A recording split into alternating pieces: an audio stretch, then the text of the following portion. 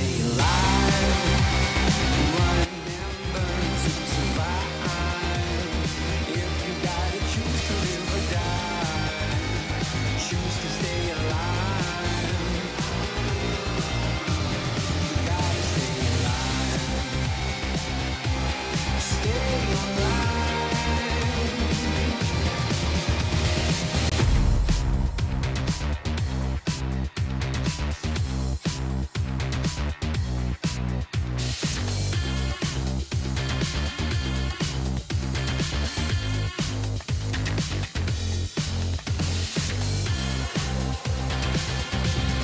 Try to stay alive.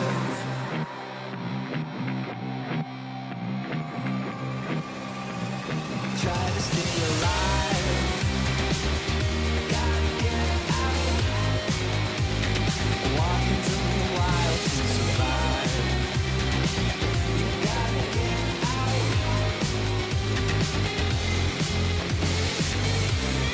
Try to stay alive.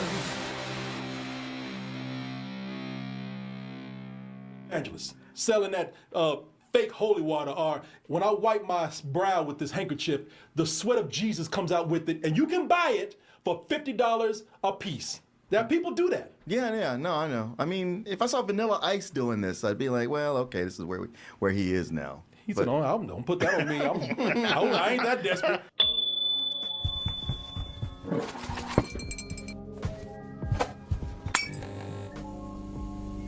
I gotta bring this up, man. I gotta bring this up real quick. Oh, them cards? Listen, I don't know where we going with this conversation, but Martin hadn't seen this. I gotta bring this up. Boy, this has been a crazy Trump week, even for him. I mean, Trump does some crazy shit, as we know, sometimes on the daily. But this week, boy, he almost topped himself, man. First of all, they said, all right, you can go out to Arlington Cemetery, but don't you go out there with them cameras and all that video and go out there trying to promote and get photo ops. And I'd be goddamn, that's not the first thing he did. Went out there and did the thumbs up over this poor man's grave right here. Oh, boy. Standing right over the gravestone. Oh, my God. This woman, Nicole Leanne. this woman's grave right here, standing over, giving a thumbs up, posing with this dead woman like she alive. Mm-hmm. And even when some people tried to go out there and say, "We told you can't do this," I guess they had his guards out there pushing people away. Right.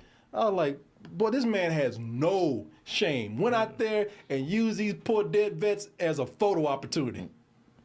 After they told him not to do it. He's like, I don't give a fuck. Right. I'm the president. When have I ever? You're not, though. I will be. You just watch. And she's giving the devil horns? Yeah, rock on. This is crazy. This is crazy. Again, this man. Well, I don't know how y'all can't see how insane this man is. I told Martin. I said that's one of the things I got admired about Trump. Trump, you might not like him or the things he's saying. Believe me, I hate the things he does and says.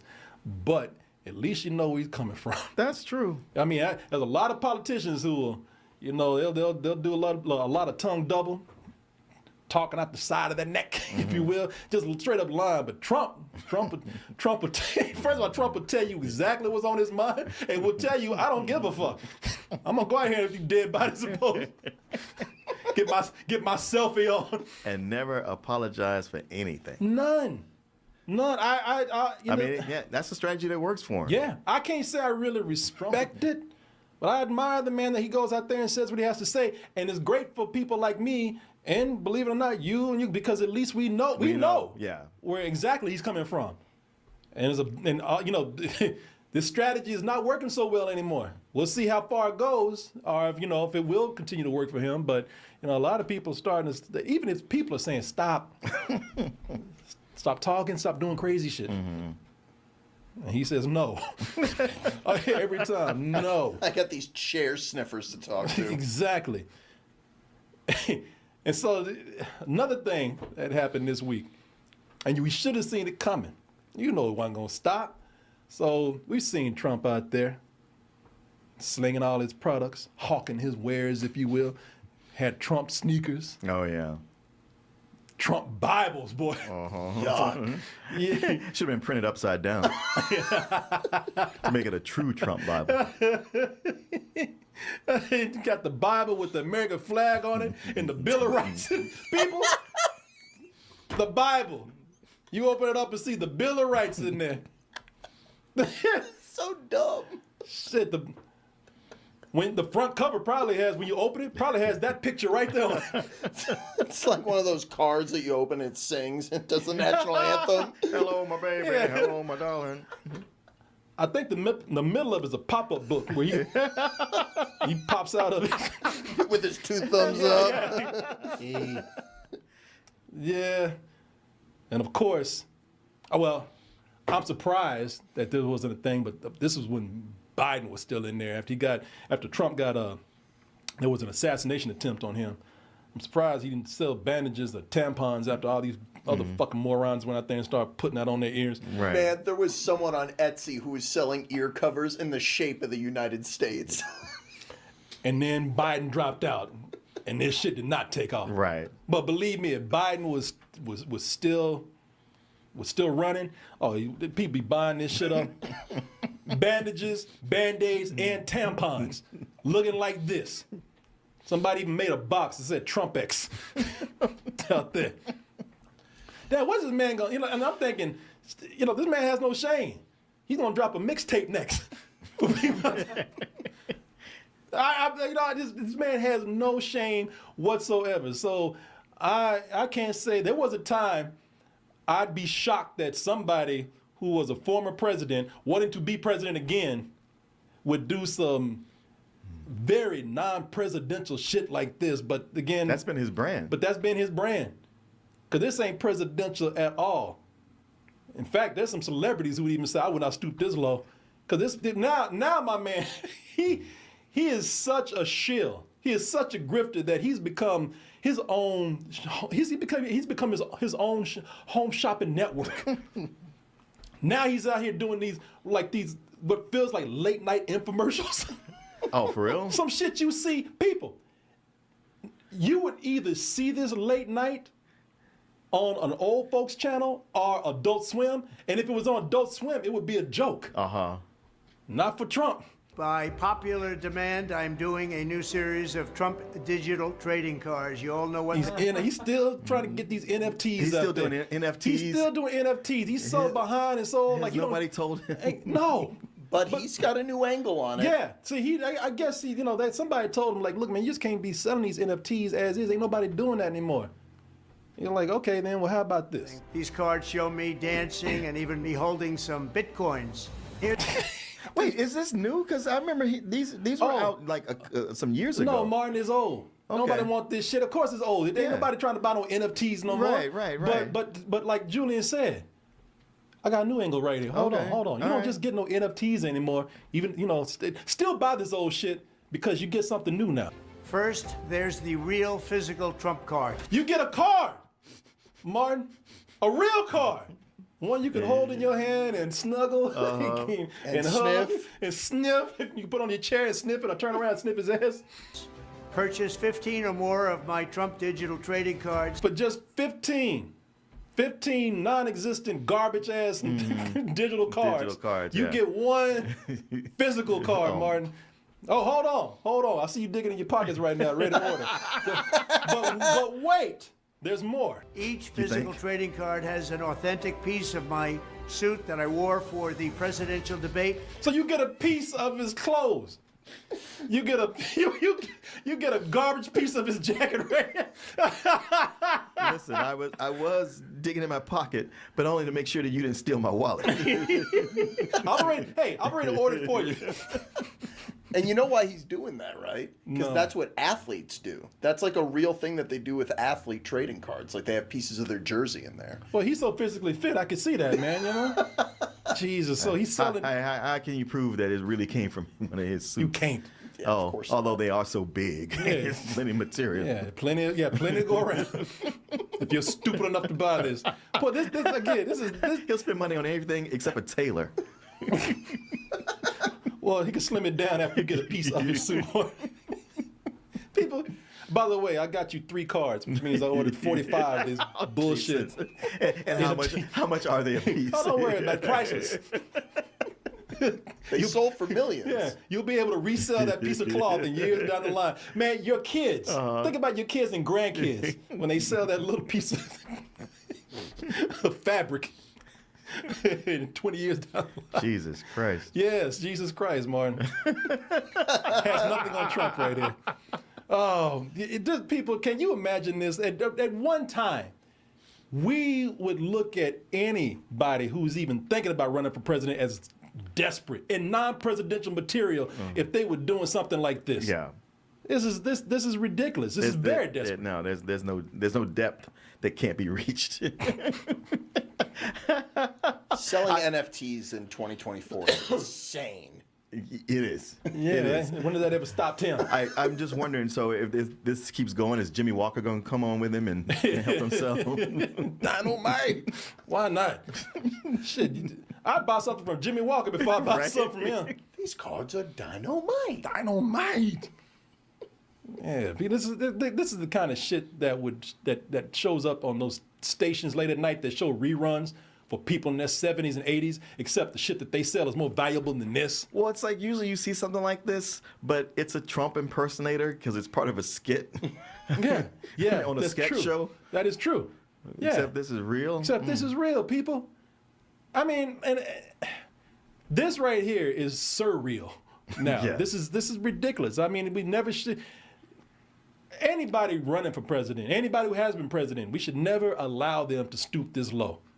But this man, this is what I saw somebody in a comment section one time saying, why do you keep saying that Trump is like a god? Why do you keep saying that he's, comparing him to Jesus? That is just sacrilegious. Well, tell the motherfuckers who follow him that, that's probably talking about the person who made the comment, because they did this. And the reason why this man has been allowed to do stuff like this is because we don't see these people all the time. Because if you're fucking normal, you don't have friends like this. You might have people who support Trump, and they might be people you can talk to. There might be people you can have a dialogue with. But when you become a cult follower of Trump, A sycophant. that's when it becomes a problem. Yeah. And we don't see those people. That's why you can't take this guy for granted, because there's a whole cult of crazy people out there that you never talk to. that you never talk to who will probably buy some shit like this. Yeah. Just because he's their messiah. This isn't just beneath an ex-president. It's beneath somebody who was the host of The Apprentice. It was a big show. That was like a big famous thing to be. And it's like, now you're doing this? This is below D-level celebrity right here. Yeah. The only people, the grifters who pull this are anybody else who pulls this are people that you normally would make fun of, so I don't know why you're not doing it with him. That would be late night televangelists selling that fake holy water, or when I wipe my brow with this handkerchief, the sweat of Jesus comes out with it, and you can buy it for $50 a piece. There are people do that. Yeah, no, I know. I mean, if I saw Vanilla Ice doing this, I'd be like, well, okay, this is where he is now. He said, don't put that on me. I ain't that desperate. I was just doing a remix of Ice Ice, baby. Yeah, I don't know, man. I don't know. This is it's too late to tell people to wake up, because, again, that's what cult followers do. They don't wake up. They follow somebody for whatever stupid-ass reason, and they follow them right off a goddamn cliff if they want to. It's mentally, it's easier to do that than to admit that you were duped. Mm-hmm. Yeah, you put so much emotional investment in it, too. Like, I can't back up now. Shit, I put too much in crazy. I think they're trying to they've leaned into like that Scientologist thing where it's like, I'm just smarter than everybody. They don't understand. Yeah. Them and their made-up conspiracy theories. Yeah. I know something you don't know. No, you don't. Shut up. No, you don't know a goddamn thing. I know you're stupid. You don't know that. Yeah, well, I know Xenu. That's only because you don't understand. Not on this level right here. No, I'm not. Not on this level. You got to get on this level. So you're here, but I'm here. Yeah, right under this tinfoil cone on there. I can make you one. It'll fit right under your Klansman outfit. But you got to bring the foil yourself. Oh, always a catch. You can buy Trump tinfoil. Give it time. Each piece of foil is worn by me. Oh boy, NFTs. NFTs. What a crazy summer that was. Well, I did NFTs for like, I played around with it for like about a week. And when I did it, you believe me, I started on Monday. By Sunday, I said, this is fucking stupid. Yeah. So this is not going anywhere. No. And I tried. I looked at it and I was like, I don't get this. Right. I was like, I'm trying. I am trying, but I just don't understand this. Yeah, some people were pitching it in an interesting way. They're like, no, it's like a digital canvas. And I was like, art? Okay. And then it's like, actually, it's bullshit. Yeah, no, Yeah, complete. yeah. Complete. In fact, I talked to a dude who was that's leading up to that summer. It was somebody at South by Southwest. And I said, so what do you here? You say you're a speaker at South by Southwest. What are you doing? He's like, I'm here to talk about NFTs. And I knew that fool was lying. I said, so you've made money off of NFTs? He's like, yes. I was like, I was like, are you sure? You're not selling it too well right now. Oh, people. Be smarter, y'all. Be smarter with anything. Not just with Trump, but be smarter with anything. There's a lot of people out there that suck at you.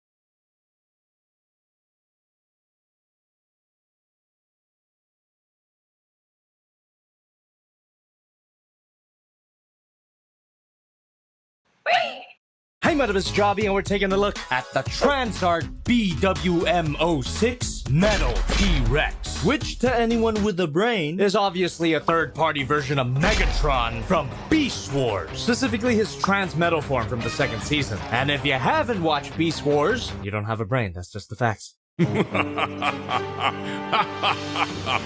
Yes, indeed. Jobby the Hong. What? Anyway, this video is sponsored by Raid Shadow Legends. A game that brings a true console-level experience to your phone, even if it's an old one like mine. Primus, I need an upgrade. It features hundreds of artifacts to equip and over 600 champions blessed with unique skills. And every great game has some serious challenges at the end. In Raid Shadow Legends, that end game is the Doom Tower. And let me tell you, it's really gonna kick your ass. The Doom Tower, a prison containing the nastiest villains locked away by the Arbiter for 1,000 years. But now that the evil Siroth is leaking back into the world, the Arbiter lacks the power to maintain the wards. The Doom Tower is failing. And that's where you come in. Gotta get in there and knock some heads before those baddies get out. And to climb to the top, you're gonna need an army of champions. If you got a strong team, the regular Doom Tower floors tend to be pretty easy. But them bosses, oh, they're hard. And a couple of bosses require specific mechanics to beat, like the Scarab King. Ugh. But don't let all this graphical beauty overwhelm you. One of my favorite things about the game is that it's easy to pick up, thanks to a tutorial that's thorough and fun. Get in the game. All these treasures will be waiting for you here. box itself looks great. On the back of it, there's a Beast Wars reference. Seeing all these iconic Predacons lined up gives me hope that Transart will eventually cover all of them. Because this metal T-Rex is perhaps one of my new favorite Transformers figures. But he doesn't look quite right without his tail weapon, so get that plugged in real easy. The tail weapon has some spring-loaded pegs that have these little handles that you could pull back and lock into place to make attaching the weapon that much easier. Once you got everything lined up and pegged in, it's pretty sturdy. And the painting of the sculpting on this figure is amazing. And I know not every Beast Wars fan enjoyed the Transmetal upgrade. Some designs suffered more than others, but Megatron was fortunately one of the better ones, even though I still prefer his Season 1 design. But seeing this figure in front of me is doing so many things to me right now, possibly because I have a childhood bias. The original Transmetal Megatron figure was one of my favorite childhood toys. This guy is essentially a scaled up version with a premium paint job, very well done detail, and some majorly improved solidity. And this figure has the added bonus of being extremely cartoon accurate, but it helps that the original toy was pretty cartoon accurate already. All Transart had to do was adjust the proportions a little bit and adding an extremely cartoon accurate face sculpt. But unlike the equally cartoon accurate official Masterpiece Beast Wars Megatron, this guy's eyes look kind of dead. Wish they painted the clear red here, but I understand why they did this. It's because of a light up feature. Now that looks pretty damn good. Gives this head sculpt a spark of life. You can just hear the succulent tones of David Kaye. And as you guys saw, the method of turning on that light up feature is not normal. Don't worry, this isn't just something to put in your ass. This is a clear purple blast effect part that happens to have a magnet at the end of it. That's right, this light up feature is one of those magnet LEDs, activated when it comes into contact with a magnetic source. Come on.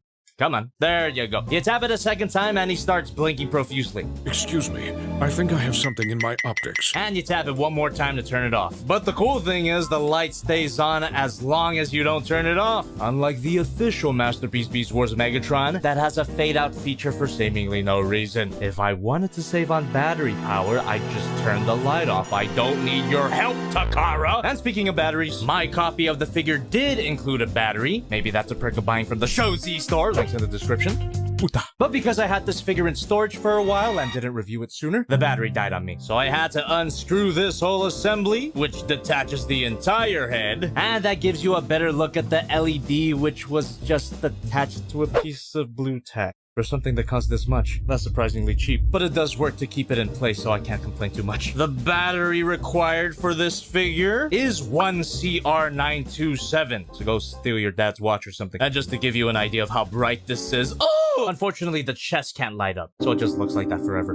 You can always paint it, you know. Who the slag is that? Nah, don't worry about it. Just someone not as cool as you. Accessing this guy's battery compartment isn't the only reason why this guy's face is removable. To switch out his face, all you gotta do is push on his nose.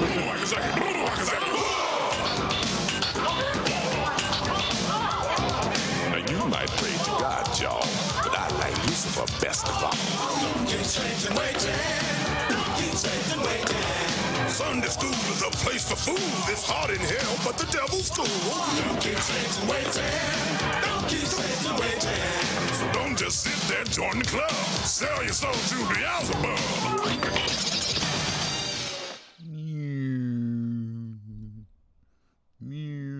Buzzsaw eject. Oh, hey everybody, it's I, Count Jackula, your favorite satanic streamer, here once again with another satanic stream, so let the sin begin. I got this little buzzsaw a few days ago, ordered it off of AliExpress. I was surprised it fucking arrived. Was taking a chance. And it's great. It's great. It came with like 5 other figures, one of which was Laserbeak. And the buzzsaw and the Laserbeak are awesome in that set. The Rumble, the Frenzy, and the Ravage, and the Ratbat kind of leave a little to be desired, though. However, and he transforms back into a tape pretty well. I'm in Transformers mood. Don't hit the mic. Don't want to do that. Do, do, do, do, do. And there we go. Back in his tape mode. He will sit on the desk. He also comes with a little cassette holder, but that's in another room. Showing off my toys for a little bit. I'm pretty sure you've all seen Little Sam, Little Dago Glow Sam at this point. It's another toy I got. Really, really good. I found him on clearance at a Hot Topic that was closing. And then, of course, my friend Tracy gave me Little Diablo, little light up head, and of course Diablo's giving the horns. Isn't that fucking cool? That is so cool. Ah, man. So, how is everybody? How are you, Michael, Steps 8, Preston, Rachel? Hey, Rachel. Chrome, Bison, Cat Hermit, Neil, R. Ryle, M, Cat Hermit, Johnny Too Dangerous. Hope you're all doing well. I have obviously been in an extremely nerdy mood. You know, that's just the way I've been today. I've just been in a nerdy mood today. I also picked up the left it in the other room. The third volume of the League of Extraordinary Gentlemen, which is set in the 20th century. It starts in 1910 and then quickly jumps ahead to 1969. 69.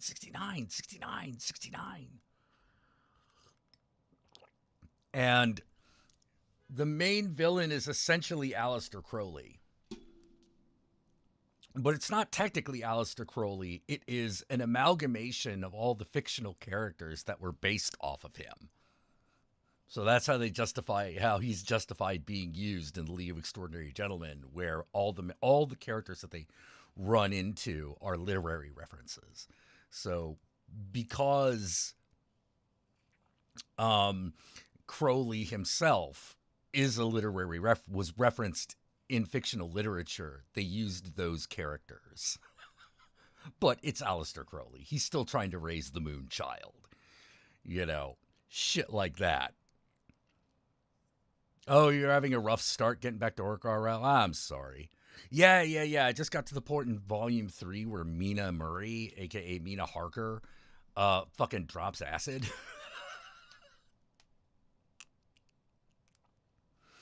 You know, that's a lot of fun. And she's like, you know, having this like out-of-body experience.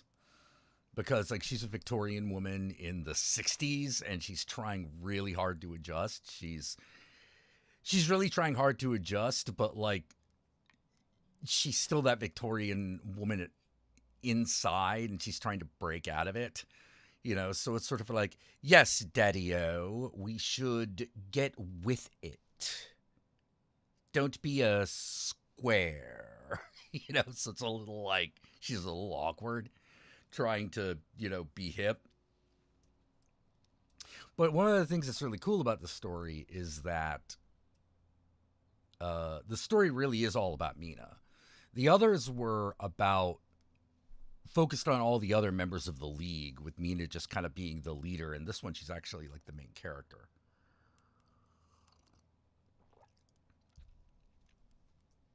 So that's really, really, really cool. And she's hanging out with Alan Quatermain, who is young again because of the Fountain of Youth. And Orlando from the Books of Virginia Woolf. Let's see, Death in the Family. Oh, I'm sorry, Steps 8. Oh, yeah. Oh, that's rough. Yeah, Moonchild, the Princess in the Neverending Story, was named after the entity that Aleister Crowley was trying to create, who would usher in Babylon. She's the Moonchild. Her name was Moonchild.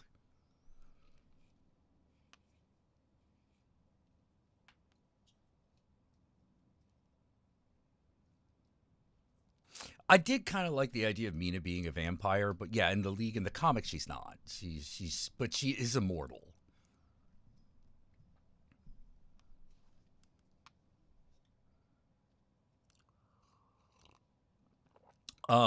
Jerry Cornelius shows up as a character for those of you who are familiar with the work of Michael Moorcock.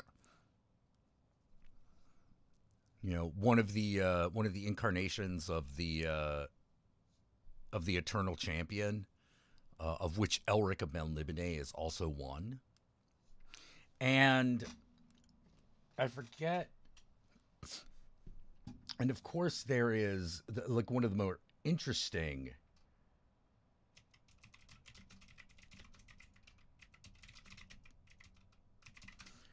additions to the League is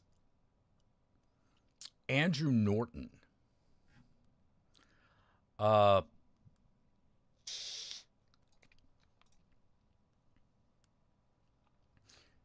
Who was written by Ian Sinclair and who's a friend of Alan Moore.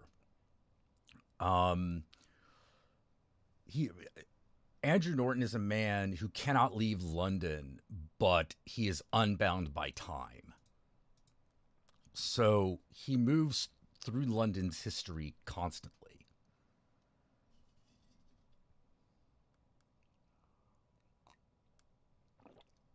And whenever you talk to Andrew Norton, whenever they talk to Andrew Norton, he's always like having like 3 conversations at once in different time periods. So they're never quite sure if what he's saying is intended to be addressed to them or someone that they can't see. So he is a very modern character. Like by the end of book 3, he's gotten into modern fiction. Ishmael shows up in the beginning in 1910, you know, from Moby Dick. Mac the Knife.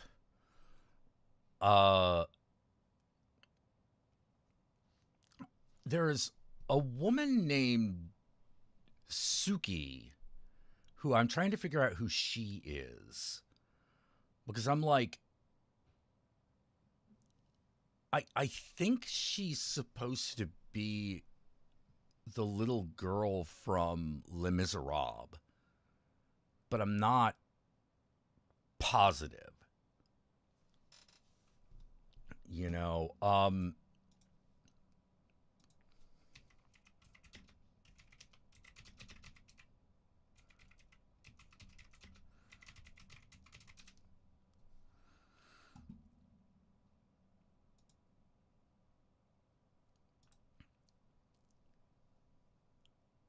yeah, Suki Tawdry. Based on a character of the same name from Bertolt Brecht's Threepenny Opera. There we go. Nearly all her songs are versions of songs from the opera, specifically Pirate Jenny, What Keeps Mankind Alive, The Pimp's Ballad, and The Cannon Song.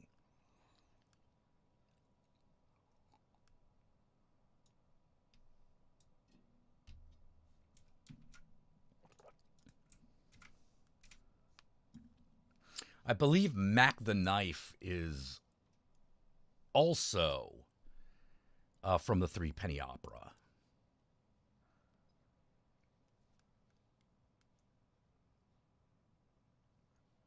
And Mac the Knife is interesting because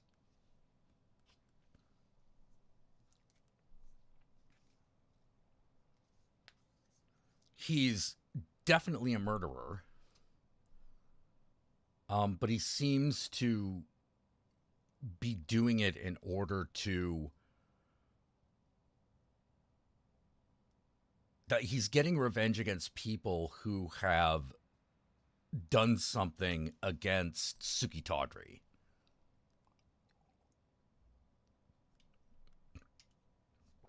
And all his lines are sung as well.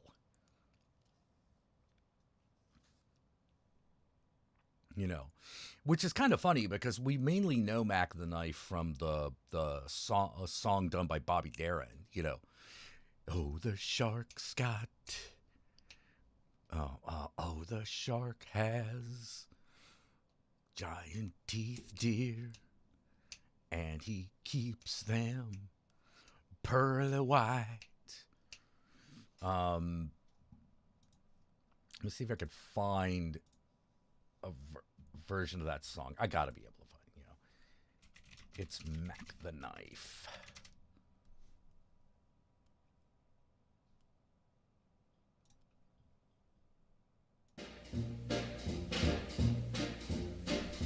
Oh, the shark, babe, has such teeth, dear. Yeah, that's it. And it shows them pearly white. Just a jackknife has old Maggie Heath, babe, and it keeps it out of sight. You know when that shark bites with his teeth, babe, scarlet billows start to spread. Fancy gloves, though, wears old Maggie Heath, babe, so there's never a trace of red. Now on the sidewalk, ooh, Sunday morning, lies a body just oozing life. And someone sneaking round the corner. Could that someone be Mac the Knife? There's a tugboat down by the river, don't you know, where a cement bag just drooping on down. Oh, that cement is just, it's there for the weight to dare. 5 will get you 10, old Mackie's back in town. Not you hear about Louis Miller? He disappeared, babe, after drawing out all his hard-earned cash. And now Maggie Heath's been just like a sailor. Could it be our boy's done something rash? Yes, Susie Tawdry, ooh, Miss Lottie Lenya, and old Lucy Brown. Oh, the line forms on the right, babe. Now that Maggie's back in town, I said Jenny Diver, whoa, Susie Tawdry, look out to Miss Lottie Lenya and old Lucy Brown. Yes, that line forms on the right, babe. Not that Maggie's back in town.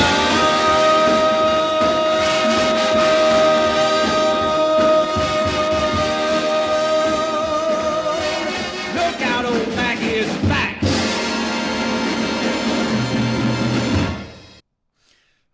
Yep. So, yeah, McKeith, a.k.a. Mac the Knife, appears in League of Extraordinary Gentlemen 3. Yep. Oh, Jenny Diver, actress who... Oh. Loretta Lena refers to the actress who played Jenny Diver in the first production of Three Penny Opera. 3 pennies.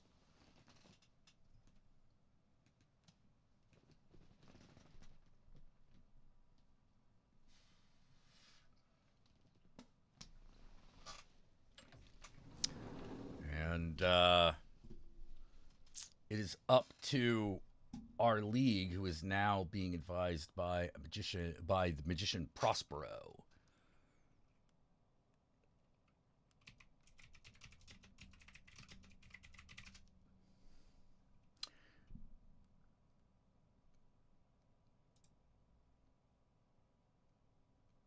Who is also a friend of Alan, Prospero, who I believe is a combination of both.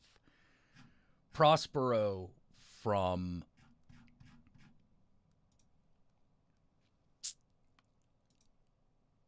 the Tempest, but I believe he is drawn to resemble Stephen Moore. a friend of Alan Moore. They're not related. Because when you first see him, you're like, it looks kind of like Alan Moore, but not quite. I don't think he put himself in. He might have. He might have, since he's a literary figure. But he hasn't made himself a fictional figure, because all the Extraordinary Gentlemen, the members of the League, are all fictional characters.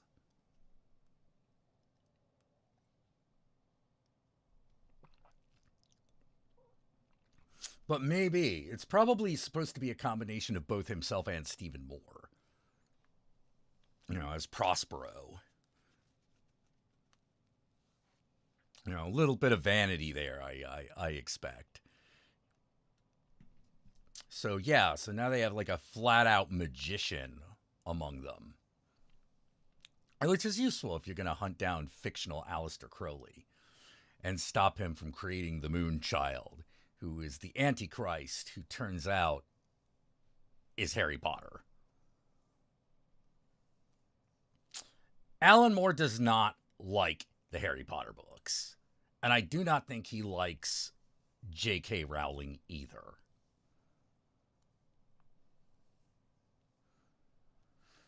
In fact, I think he was on to the fact that she was a tremendous cunt before anybody else.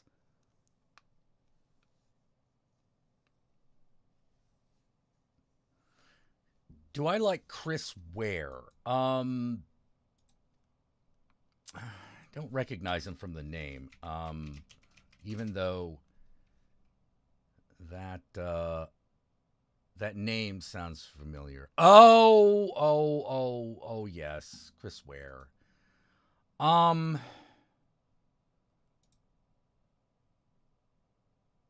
No, actually. No, I'm not a big fan of his work.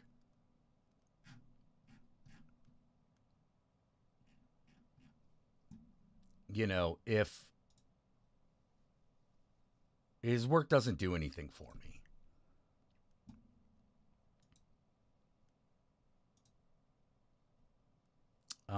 He's one of those like indie comic darlings that I understand why people like him, but I don't like his work for the same reasons, almost the identical reasons I don't like the movies of fucking what's his name? Royal Tenenbaums, Life Aquatic with Steve Zissou. He's got a new one out now called, I think it was like Astroville or Asteroid City. What's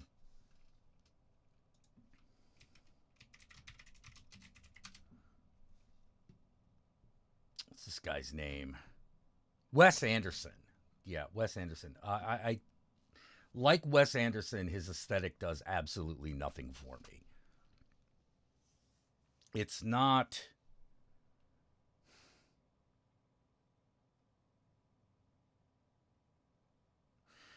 It looks too much like graphic design.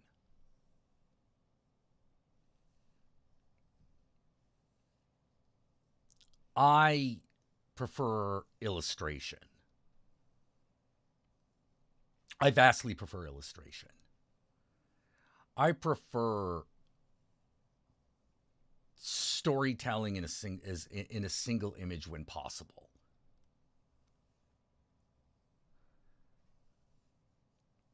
Chris Ware's work makes me depressed, actually. But I like his work. That's the other thing I don't like about it. It's a particular form of depressing to me. Like, as if life was a bunch of technical drawings or an instruction manual. Like, they're the kinds of illustrations you would find in an instruction manual. And while I think it's interesting to use that as in the comic book format to tell a story, I also tend to not be fantastically enchanted with his stories or his characters. They tend to be the type of people that I would not want to become like.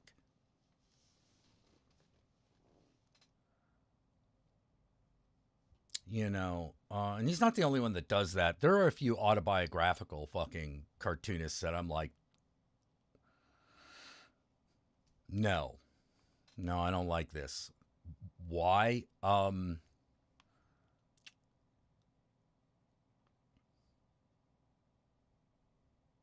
Because there's a difference between giving us something autobiographical about your life and telling a compelling tale. I think there used to be this guy called Joe Matt, I believe. Like, I didn't care for his work either. Because nothing really happens. It's just comics all about his neurosis. But like here are a few comic creators that I really do like who do that. One was Evan Dorkin. I really like the work of Evan Dorkin. When he talks about neurosis and the problems that he's having, I feel it. I can feel it. Another one where I can feel it is Alison Bechdel. Alison Bechdel's really, really, really, really good at the autobiographical comic style. She's excellent. Probably, definitely one of the best.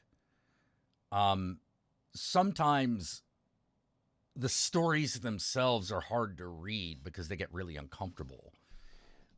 In that way that listening to stories about dysfunctional people gets really uncomfortable, but they're not boring. They're not boring, and the challenge of reading her, to me, is, that was real. That was a lot of real. Crumb, I love Crumb. I love Robert Crumb. I think his work is.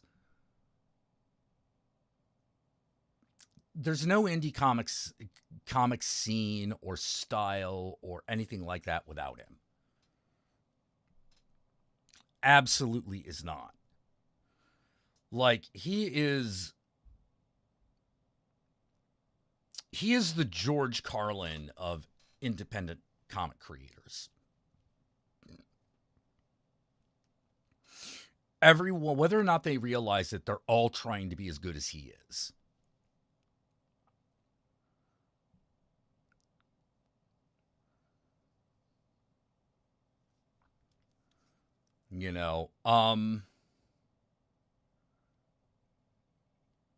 Yeah, I hated Jimmy Corrigan. The character. I hated the character. Didn't like him at all. I didn't necessarily care for the book either, because, like, there's a lot of me going, like, something happened. It's really hard for me to enjoy stories of people who refuse to engage in life.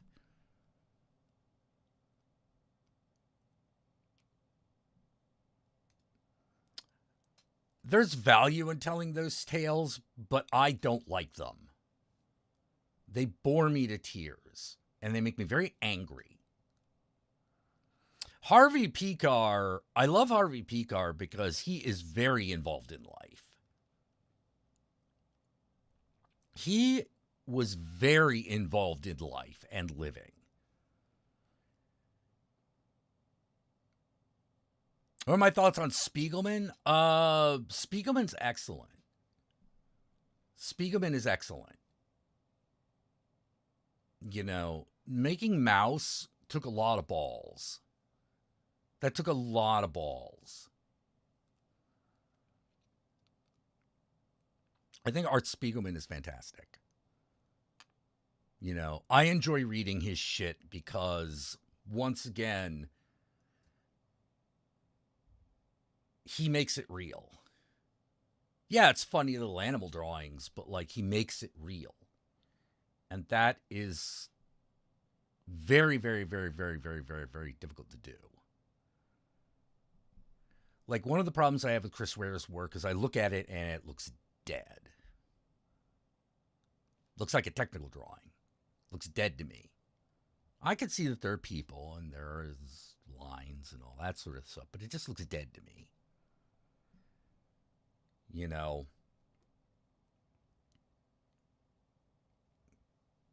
not what I'm into. Art Spiegelman, on the other hand, is a storyteller.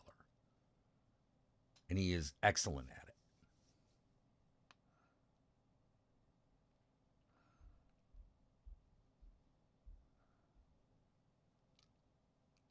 You know? Oh, to ever see his brother's artwork at the documentary Crumb? Yes, yes, yes. They're all very talented. They were all very talented. They were just all also mentally busted. You know, some way more than others. Like the oldest brother, Maxon, that guy was... Whoa.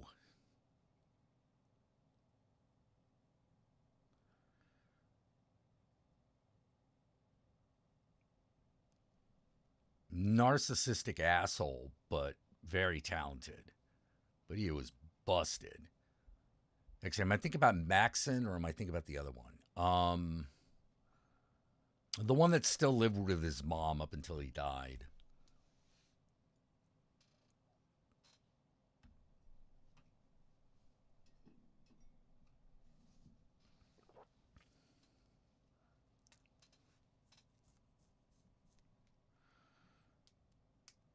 You know, I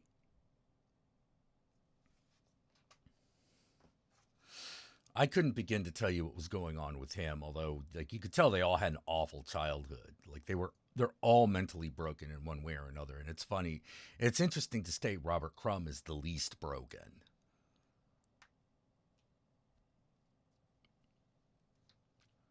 Yeah, but I have a lot of opinions on indie comic artists because I've read so many of them. You know, but I'm not shy about my opinions about their work. You know, Chris Ware is not for me. I've met the guy. I know some of his friends. Not for me. You know, it's the type of art I don't get. You know, I sometimes feel the same way about guy who did Ghost World.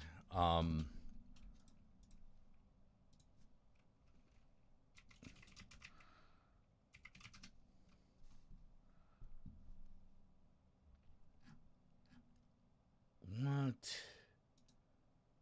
Yeah, who wrote Ghost World? Who did Ghost World? The comic.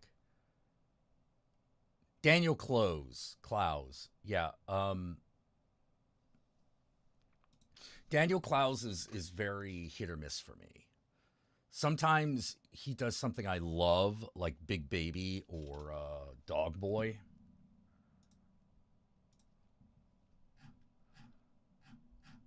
Oh, wait. No, Wait, hold on.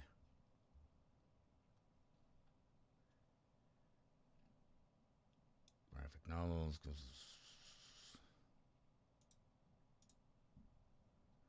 No, wait. I'm confusing two guys. Hold on.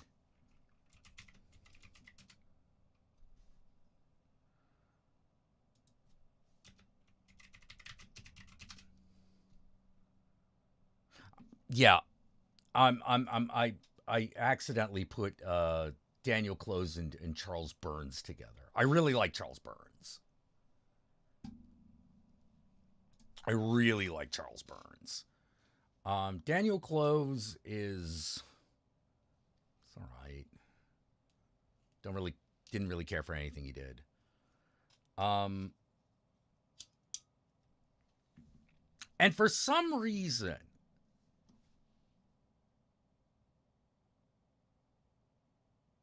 and I don't know what this is,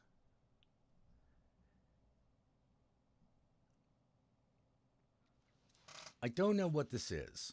Because, well, I'll be honest about Daniel Close. I think he's a very, very, very talented artist. Just don't care for his work.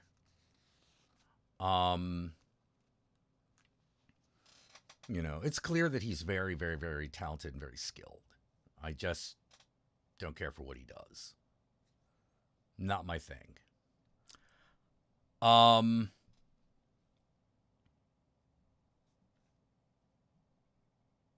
A comic that everyone thought I would love, and honestly, I did too. I thought I would love it, was Strangers in Paradise by Terry Moore.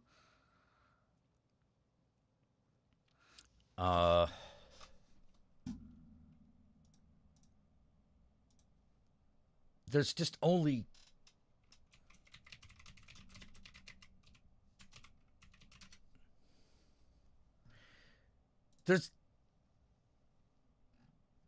There's just only so many times I can watch two people destroy their love lives.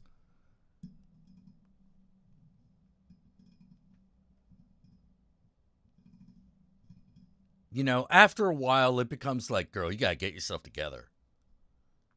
You got to get yourself together. Like, all your problems are stemming from you. And the bad romantic choices that you're making. So, you know, it's like kind of watching. So it's like kind of watching a friend make terrible dating choices for like 8 years. It gets a little tiresome.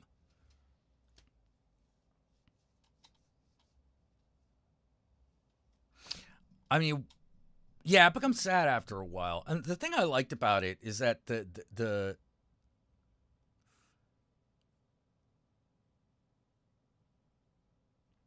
girl who is heavier in the beginning is the one who grows up to be the model, which I thought was actually pretty cool. And she never gets like super skinny or anything.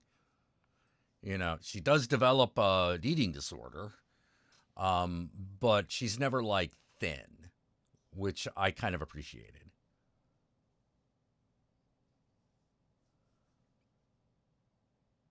Yeah, it would be like if Crazy Ex-Girlfriend, like if season 1 Crazy Ex-Girlfriend is as far as it ever got. Like we just kept repeating that cycle. And I get that that's true to life, but like,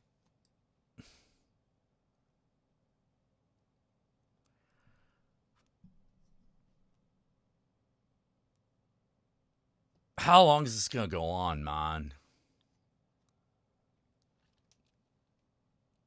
You know, I'm like, let me know when something changes.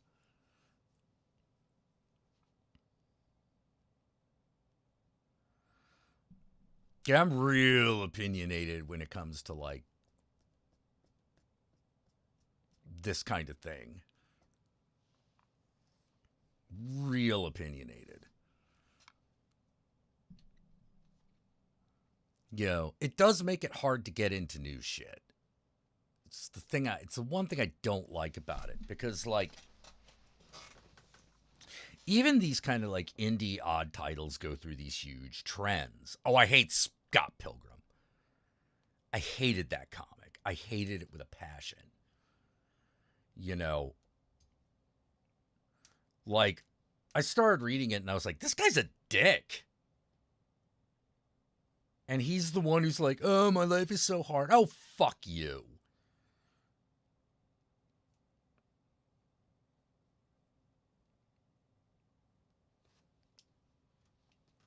You know, I hated Scott Pilgrim. You know, I haven't liked Scott Pilgrim anything. I haven't seen that new show, and I don't intend to. Because I just don't like Scott Pilgrim.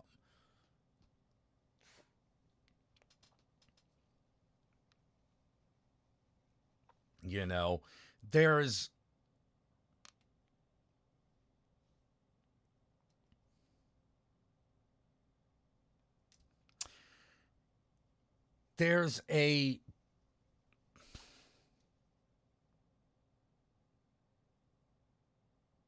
a particular type of whining entitlement that if I run into in a character, I check out. And Scott Pilgrim had that immediately. David Cross and Always Sunnier, Edgier, and Funnier. Then he canceled Right Wing Comedy. Oh, yeah. Yeah, of course. Of course. You know? Because here's the thing about right wing comedy.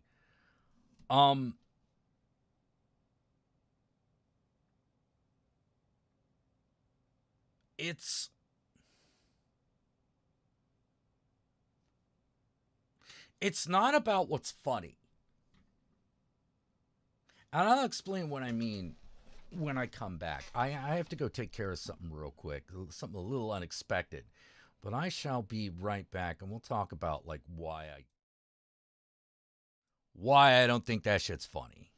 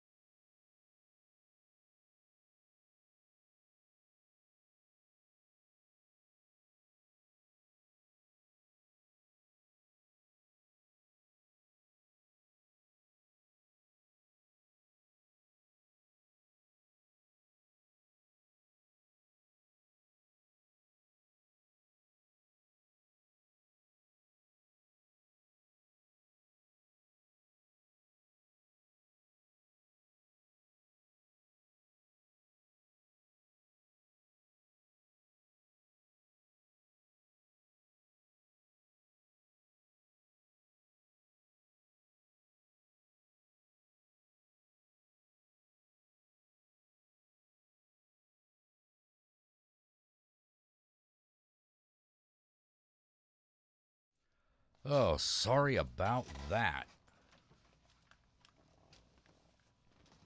So, conservative comedy and why it's not funny. All right. So, I think one of the first things that you have to understand about conservative comedy is that they only feel comfortable laughing when they think everyone thinks the same way they do.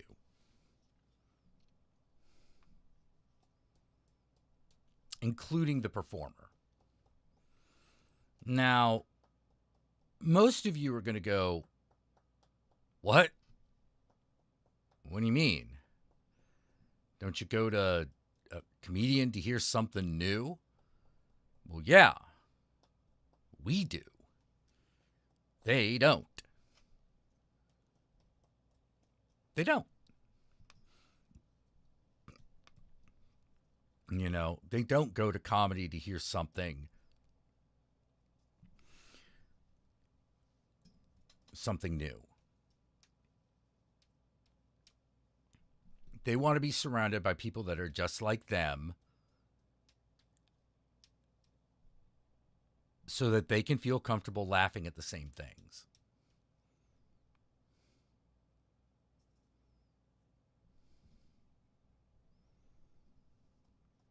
Whether it's punching up or punching down,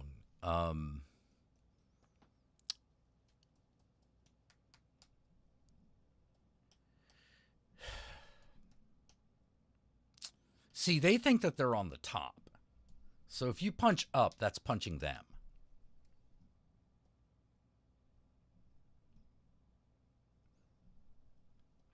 So that's why they punch down.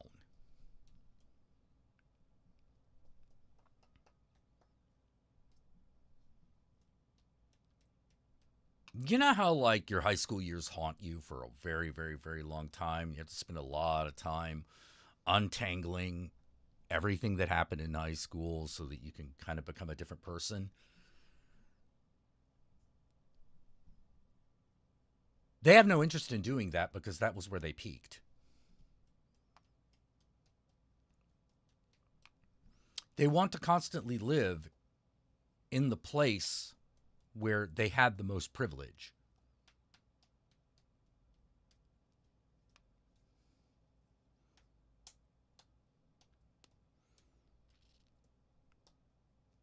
And they're very easy to offend. They're very easy to offend. Very easy to offend. They're very easy to upset. You know.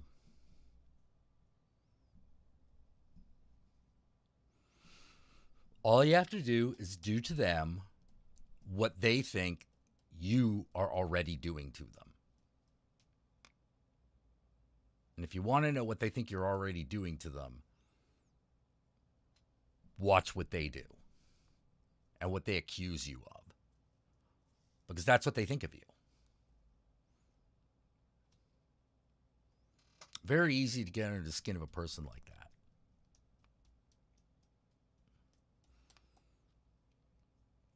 Those people that really well and truly will track a comedian down after a show and complain about something in their bit.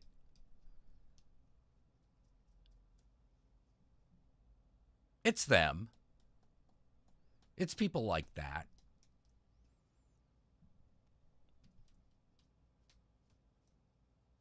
Any liberal over the age of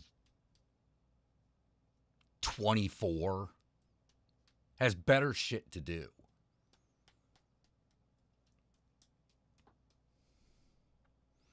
But they got to get their hour of hate in. So if they didn't like your show and found something that could be objected to, they'll bring it to you. Yeah, every conservative accusation is an admission of guilt.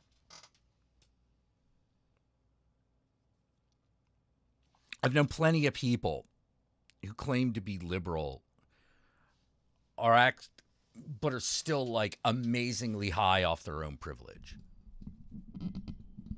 Amazingly.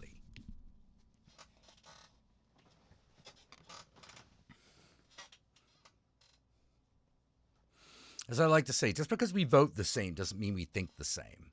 And it doesn't mean we are the same.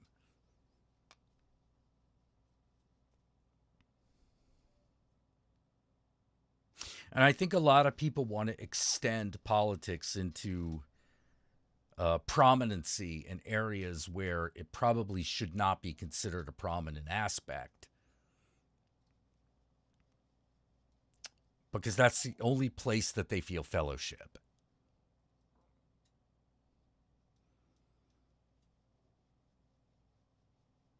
Because nobody likes them.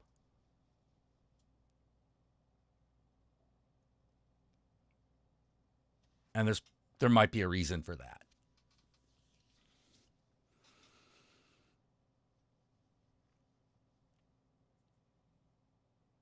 When people don't like me, I generally know why. I'm an opinionated asshole who doesn't give a fuck. I'm an opinionated asshole who doesn't care if you know it. That is going to rub a lot of people the wrong way. Particularly people that need their ass kissed. It's going to go it goes really badly. It goes really badly for both of us.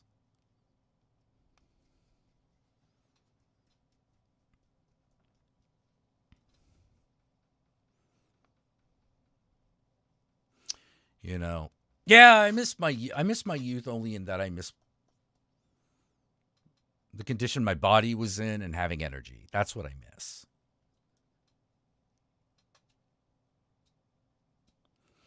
What do these people accuse others of? Oh, mostly about lying.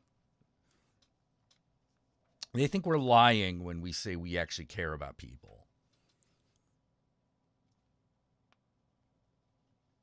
You know, because they believe that nobody cares about anybody because they're God's chosen people and they don't give a shit.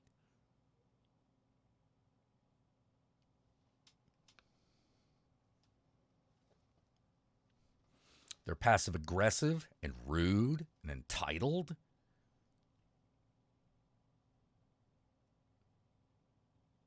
So how can people who are lower than them be better?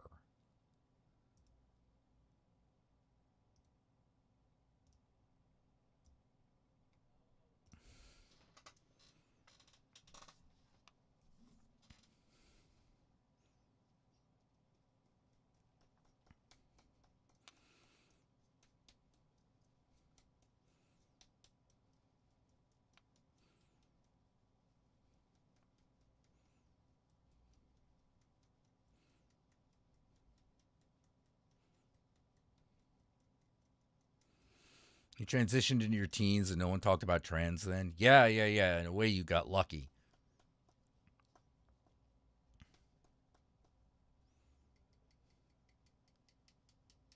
But in their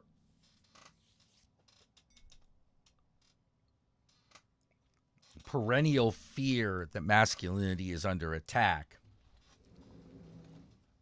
trans fit the bill as a target.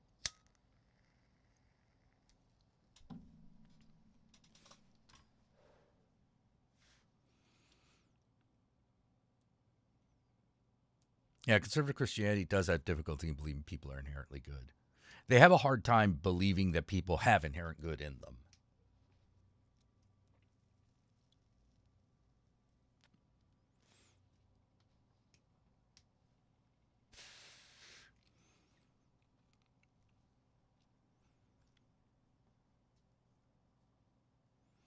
You know, they know they're not good. They know they are not saved. So how could you possibly be any better than they are?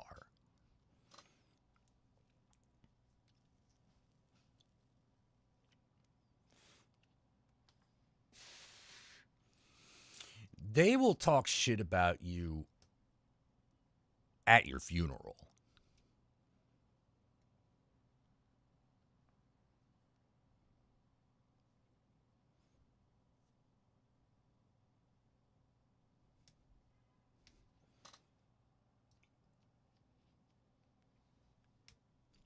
Which in a way I kind of get, Because if you force me to go to someone's funeral, I don't want to. It's probably because I want to talk a lot of shit about them. That's why I don't go.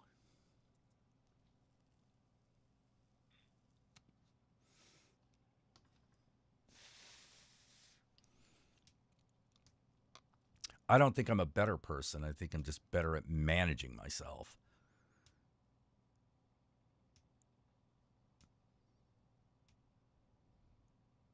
Or at least managing my negative side.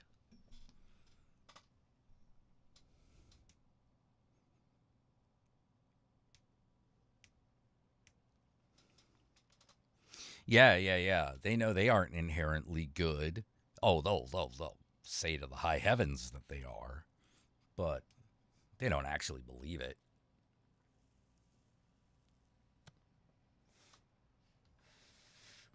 That's why they get so upset. You know, you just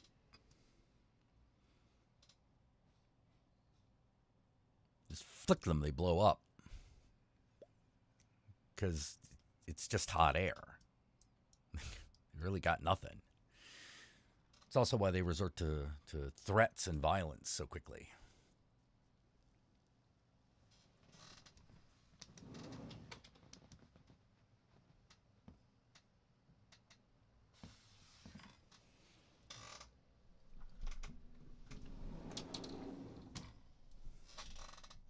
They stay Christian because of who they are.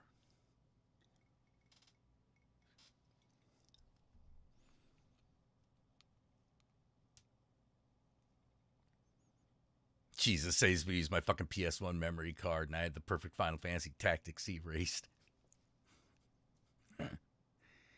He probably also deleted your Final Fantasy 4 save. Yeah, he probably did. Ain't that Jesus a joke? Such a joke. Ah, man.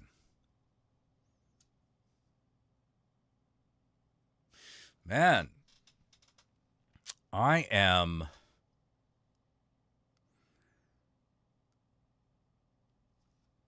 You know what? Let's talk about something else. That's my bit on conservative comedy and why I don't like it and why I think it's like horse shit. Let's watch something fun.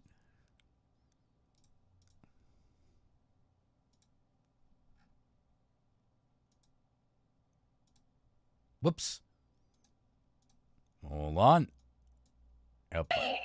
Hey, my name is Javi, and we're talking about this big motherfucker. The Transformers War for Cybertron Trilogy Kingdom Titan-class Autobot Ark.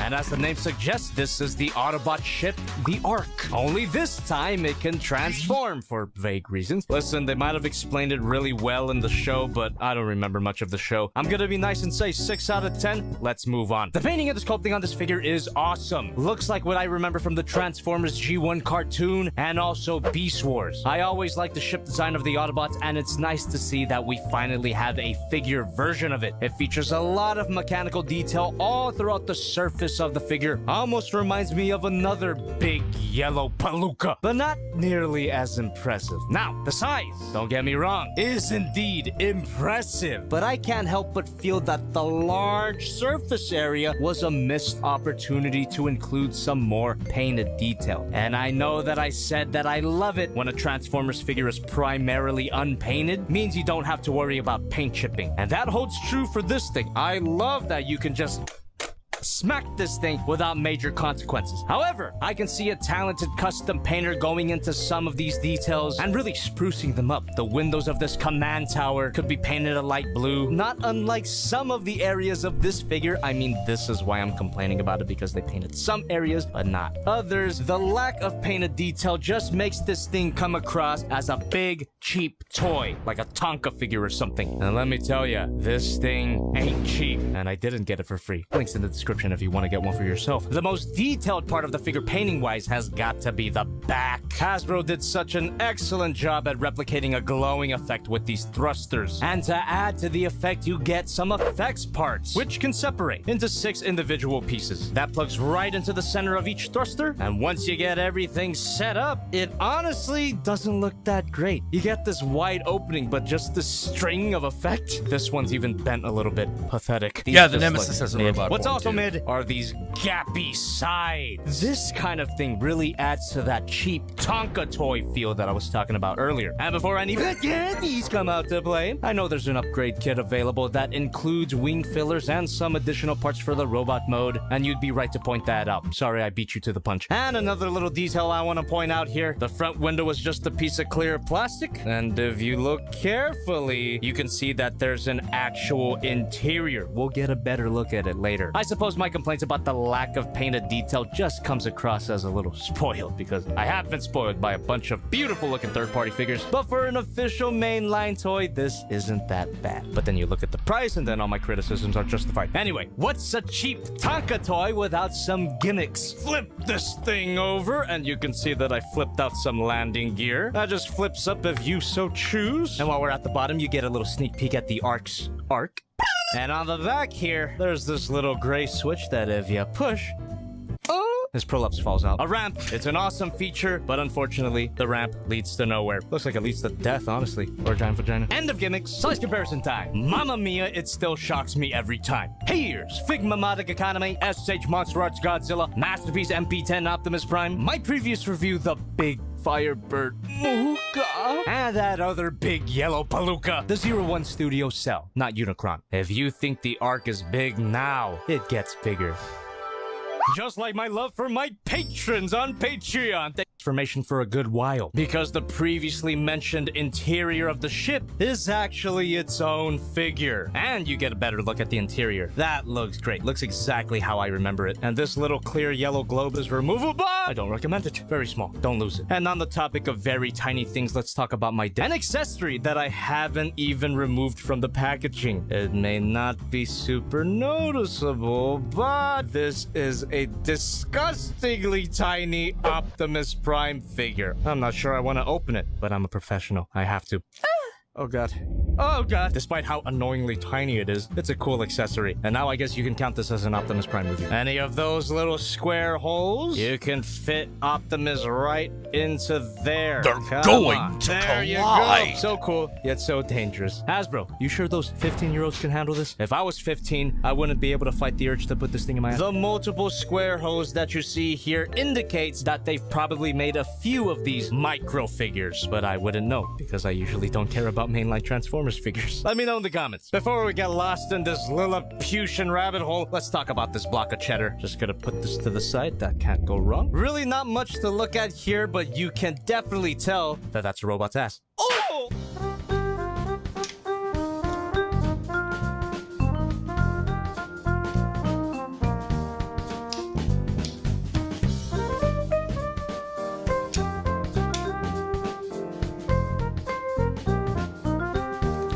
It's supposed to be like Teletran 1?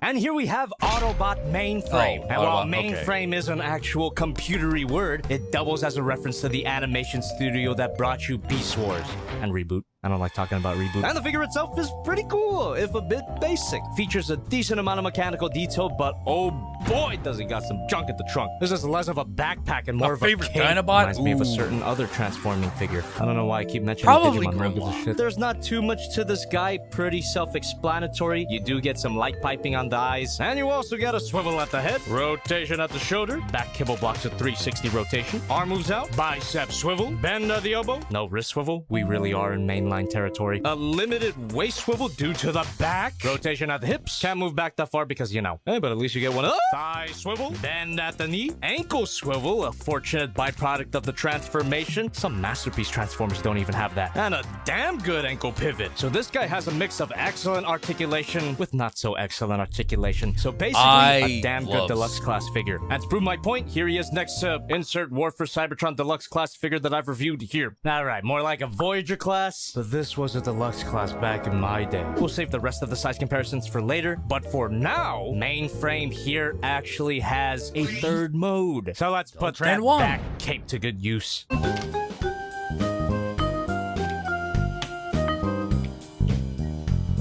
don't they just call him Teletran 1? Whatever.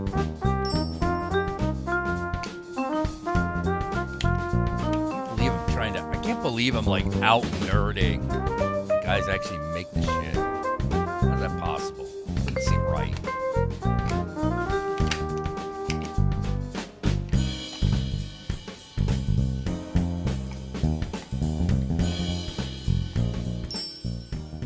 And here we have Teletran 1, and I love this thing. The Autobots computer, again, exactly as how I remember it. It's got a console, some screens with some specs on them, Optimus Prime search history. Of course, the computer's not to scale with the included Optimus figure, but it should look good next to Legends class figures. It's time to watch InfoWars. Just don't turn it around. That's some grade A body horror. On the back here, you actually have this little thing, which I believe is the kind of probe that Transformers send out to go scan for alternate modes. I swear I saw this thing in the Beast Wars intro. And talking about Beast Wars, you get the Golden Disc. And not just one of them. You get the Earth Golden Disc and the Vok Golden Disc. If you don't know what that means, fuck off. Watch Beast Wars. That reminds me, it's been a while since I've done a Beast Wars review, huh? Does this count? Really cool feature, but I don't like how loose it is. Kind of annoying when you're trying to handle this thing. But to be fair, you're not really gonna play with a computer like that, are you? Let's do some size comparisons to satiate any curiosities. Here's Monica, Godzilla, Prime, Mooka,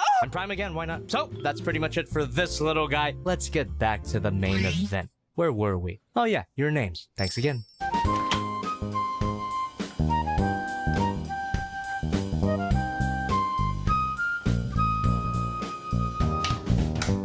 My favorite color of Devastator bots? Oh, the lime green. That pale lime green, that's where it's at.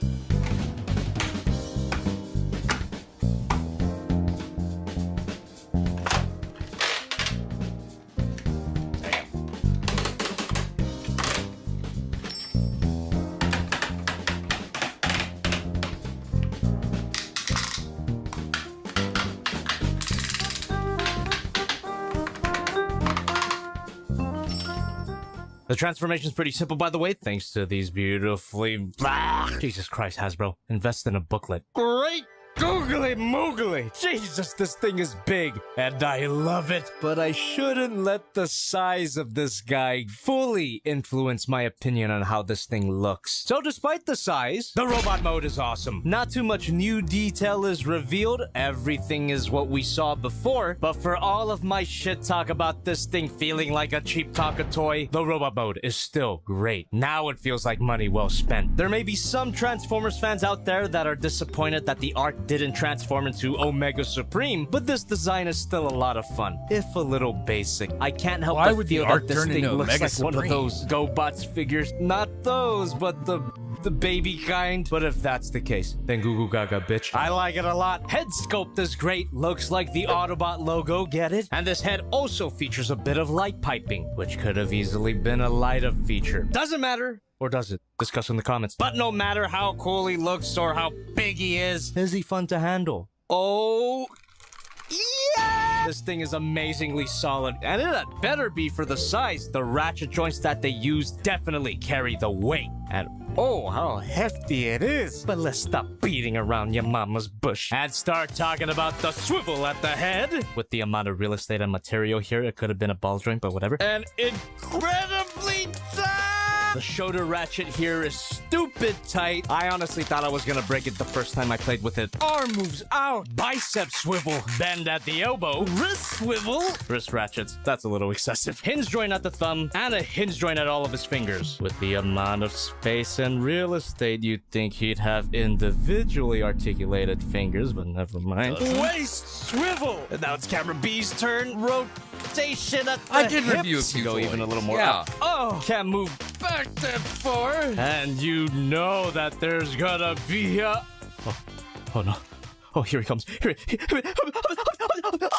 Thigh swivel, bend at the knee. No up and down at the ankle, but you do get an ankle pivot. Kind of a shitty one, but at least it's there. Posability for this hunk of junk is actually not bad at all. I'd even wager to say that it's pretty damn good. But any action pose you try to get this guy in will pale in comparison to him just standing there menacingly. A lot of fun to play with, but just such a novelty to hold. I hope you weren't taking a drink every time I said this thing was big. Hey ears, Monica, Godzilla, OP leader, insert War for Cybertron figure here, and the 01 Studio Cell. He's actually a bit bigger. I may be making a big deal out of nothing, but I think this guy is a lot of fun. Get it if you can, if you have the space. But before I reveal the score, I forgot to mention the included sticker, which is all well and good. Primus knows I need a replacement.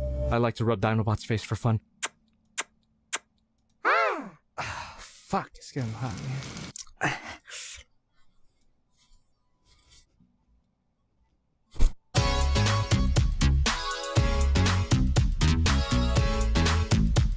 All right, someone mentioned the Nemesis, which Hey, my name is Javi, and we're looking at the Transformers Legacy Evolution Decepticon Nemesis, also known as Big Mommy Nemesis. That's right, this big hunk of purple plastic is supposed to be a woman, and I am not doing that again. But what I am doing again is telling you about Bespoke Post, the sponsor of this video. Bespoke Post is a monthly membership club delivering awesome boxes of top shelf goods from under the radar brands. It's free to join, and you can skip a month or cancel anytime. 90% of the products come from small brands, many of which are based right here in the US. Every month you'll be introduced to cool new stuff, ranging from outdoor gear, home and kitchen goods, clothing, barware, even live oysters. And what you get is based on a quiz you fill out, so each box is personalized. Every swap here then go to Scare Slasher Decepticon flagship, and in my opinion, a lot cooler looking. But is the figure any good? Well, promo pictures don't give me a good first impression, but I'll suppose we'll find out after I get through this labyrinth of cardboard. Jesus! Ugh. There we go. Well, apparently some assembly is required. Got your packet of cocaine? What? So thankfully, these handy-dandy fold-out instructions give you a little assembly guide. This is gonna plug into here, close it up, then we plug in the wings. Oh, this is the closest you're gonna get to me building a model kit. These thingies fold up, and there are these little thingies.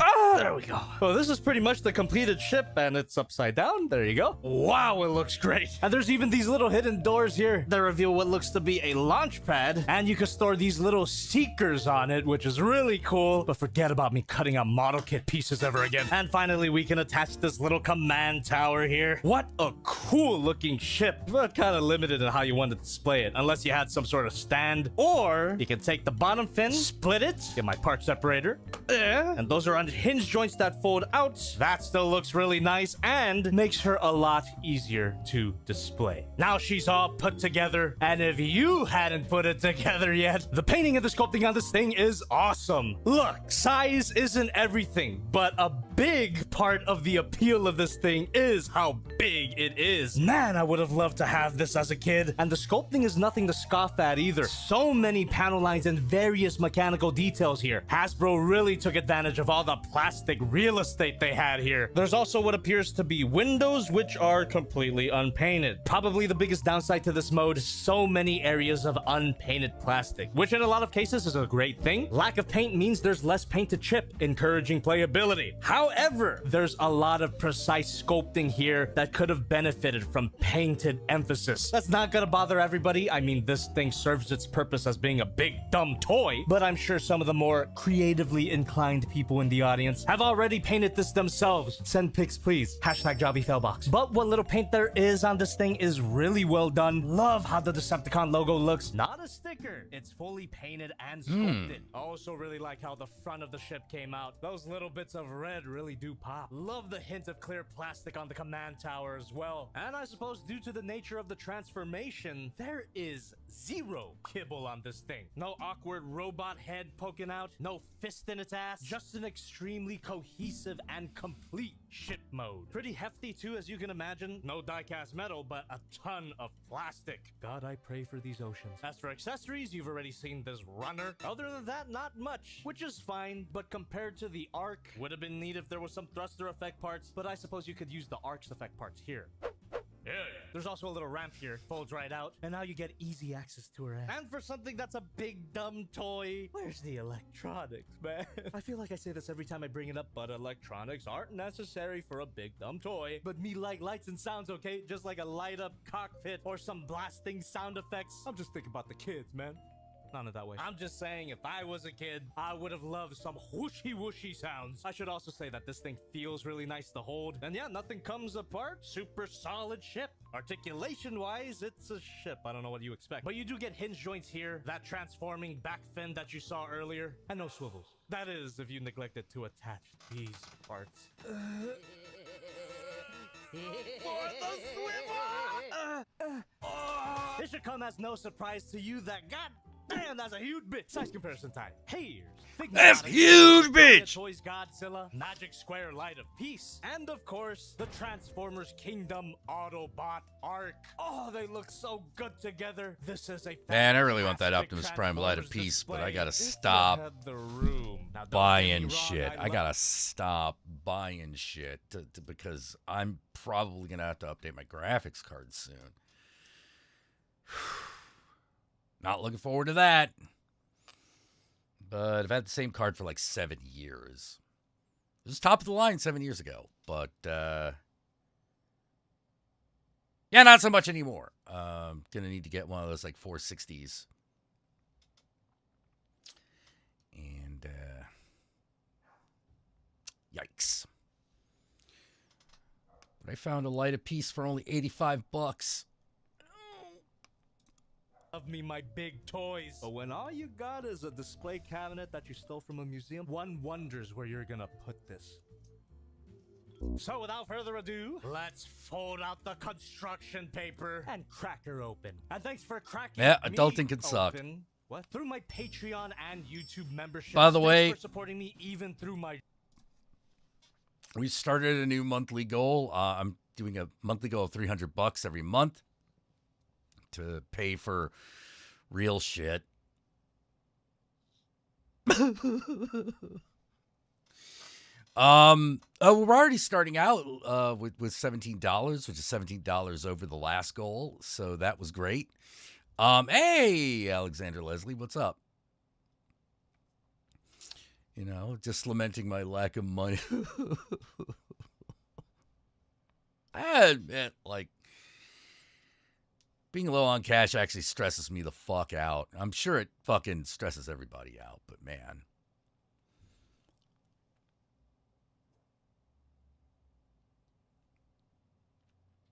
Man.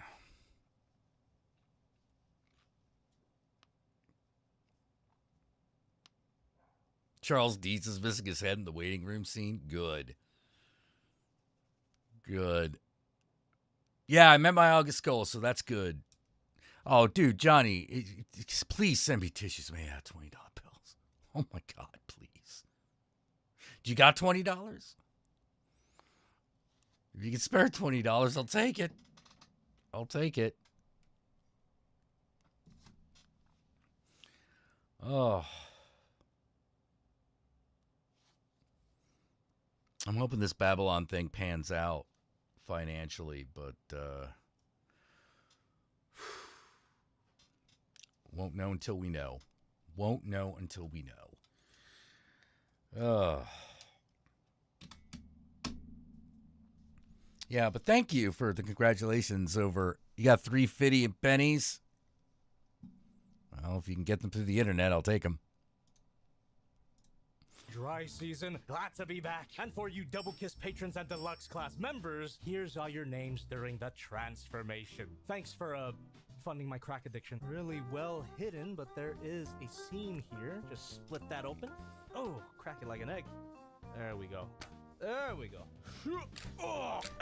And the command tower folds down. Yeah, boy. Yeah, she got a big ass head. Command tower folds back up. It goes in her back like that and plugs in. Should plug in. There you go. Perfect. Twist. Oh, that's okay, Neil. Like, I appreciated the 50 you did send. I really appreciated it. Slot in right into her back.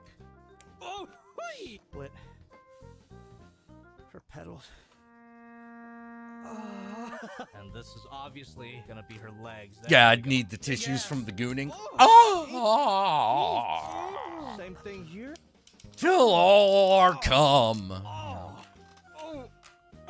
Oh boy. Okay, she big. Holy crap. Twist the legs around. Suppose we close that up. There we go. Ooh. The thighs. Fold that inward. Turn her around again. Boom, boom, boom, boom. Telling me this. Oh shit, it does. Okay, there we go. Ooh. Shouldn't be afraid to use a little bit of force. This is meant to be handled by 5-year-olds after all. That just plugs in. Ooh. So buildy. Gotta plug in her titties here. What? Ooh. Oh. There we go. Twist her hand. Close that up. Unfold her fingies. Love the shade of purple, by the way. It's Twilight Sparkle Purple. What a great pleasure it is to open your breeds. And her face. Right, so the shoulders do snap in a little further down. There you go. And that should allow the head to sit more flush to the chest. And here we have Big Mommy Nemesis. She's alright. Listen, the size is extremely impressive, and she even looks better in person than in the promo pictures. But there are some aspects to this robot mode design that leave a little bit more to be desired. Say for instance, this serves no aesthetic purpose and feels more like a design shortcut when engineering the transformation. I mean, technically you could remove these flaps to make them look a little less conspicuous, but come on. Parts forming? Really? At this price point? Remember when Voyager class was $20?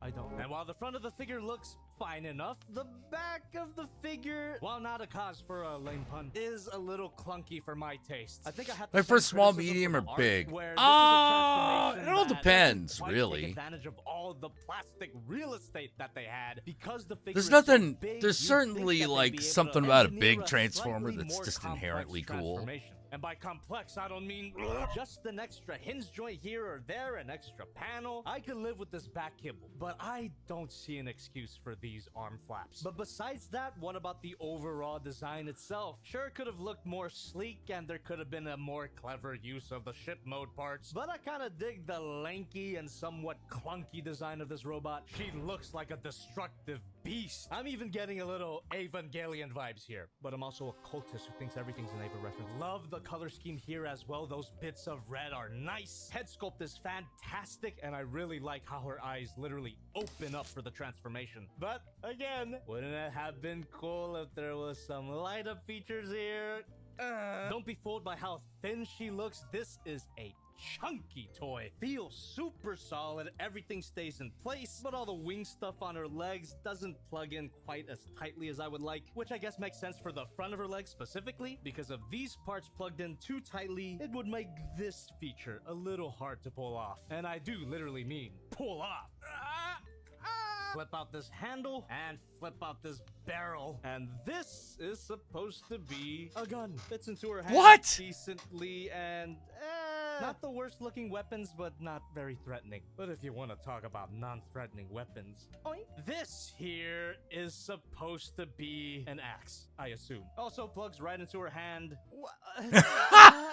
No. Absolutely pathetic. pathetic. I just love how the box hypes it up too, as if it's some big deal. Evo Fusion! And then they're just these little French surrender flags. Yeah, these guns are awesome in comparison. I don't know, I just think that this design looks powerful on her own, that these weapons are just superfluous. A robot this big doesn't really need a tiny little axe to fight. Also, that secret storage feature still works in this mode. There's a little volume knob on her arm there, which you can just slide, and there you go. In terms of playability, I wish there was even more features here. Maybe some compartments to put mini cons in.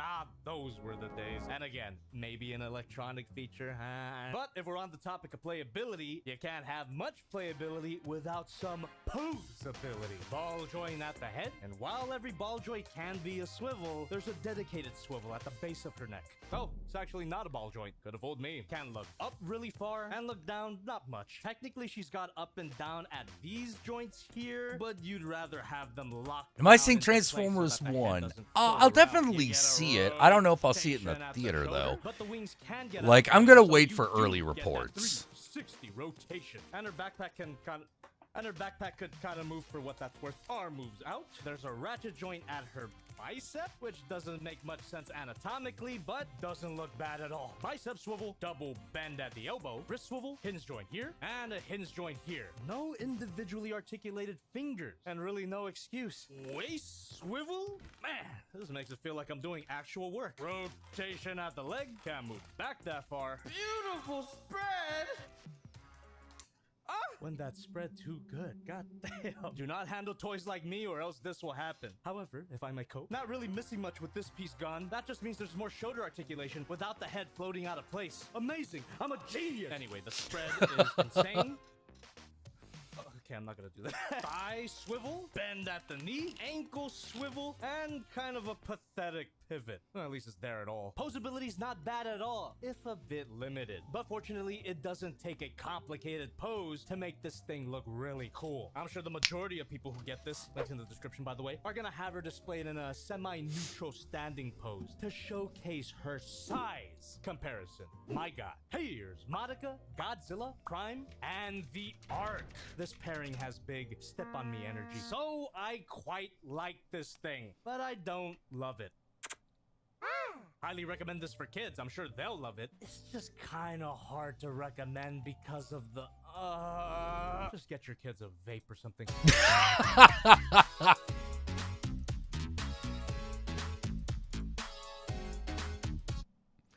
That was funny. Yeah, just get your kids a vape or something. Yeah.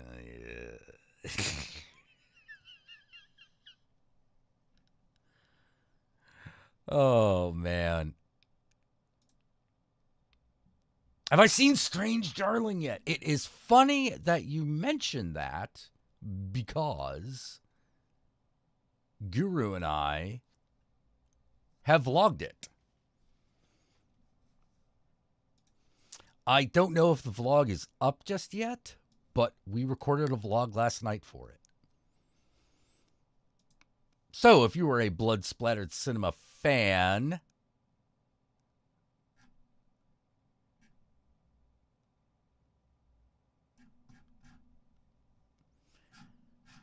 which it doesn't look like it's up yet. Doesn't look like it's up yet.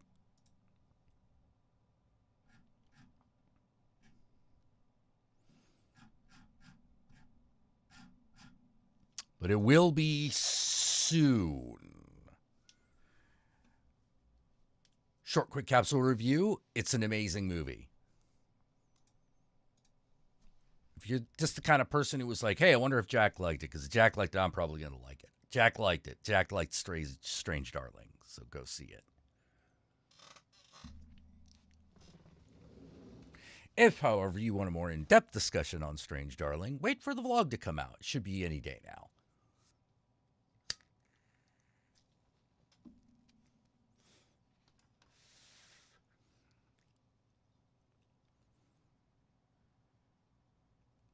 Hopefully you will not be disappointed, Cinethog.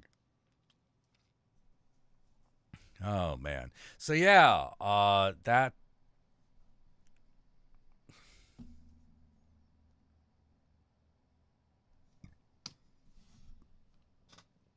I remember back when I did toy reviews. Why did I stop?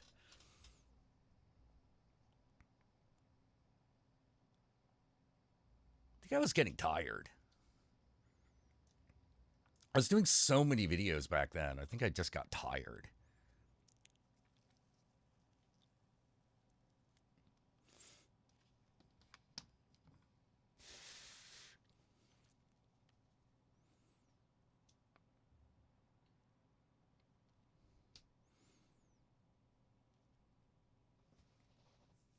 You know, plus I don't usually buy that many toys.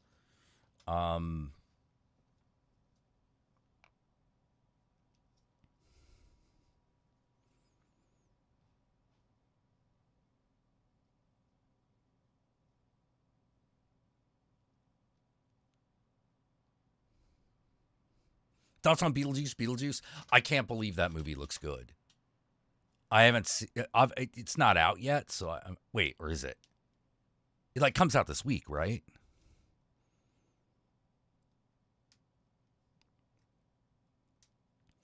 You know, like I'm pretty sure I'm going to go see it.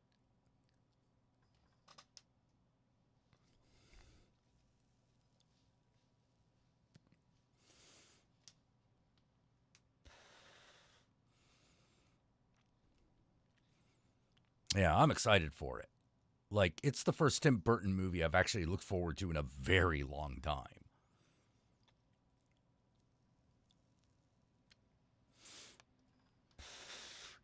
Want to fight? What are we fighting about?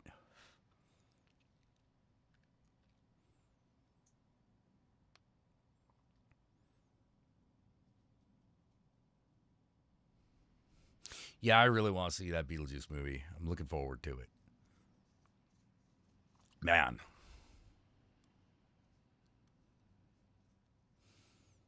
It's kind of interesting because one of the things I've been going through my head is I'm like, I gotta change my life.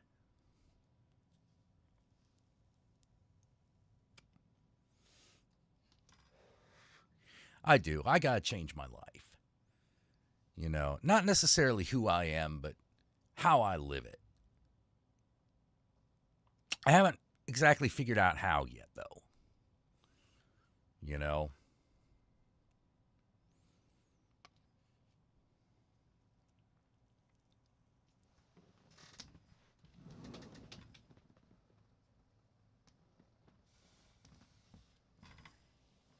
Like, one of my things is certainly September 6th, mark the calendar. Yep, that's this weekend. Oh, I'm looking forward to Nosferatu like a motherfucker. But doesn't that come out on Christmas? Yes. Oh, hey, Beast. Hello, Beast. Come here. Come on. Oh, all right. Goodbye.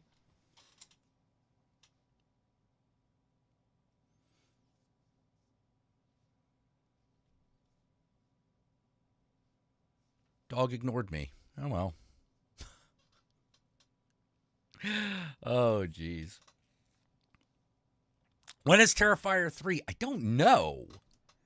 I don't think they've announced it. I know they filmed it. I just don't know if they've announced it.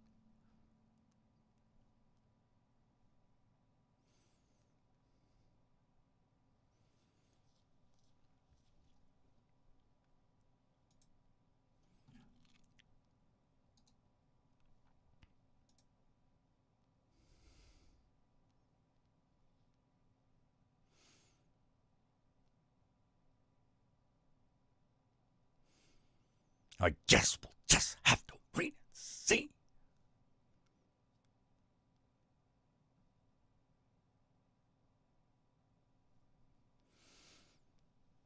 Oh, they dropped a trailer? October 27th? Ooh. Ooh, okay. Right before Halloween. Good time. Good time. Good time to do all that good shit. Good shit.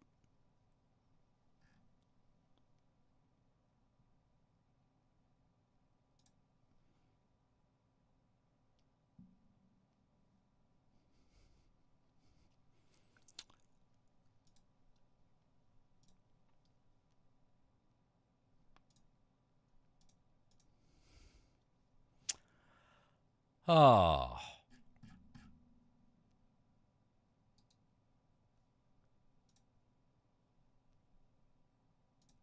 Man. You talked about your graphics card earlier. What do you currently have in it? I have a 270.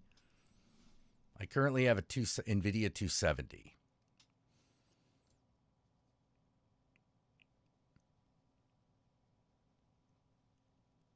Just let you, they're currently on the 4000 series.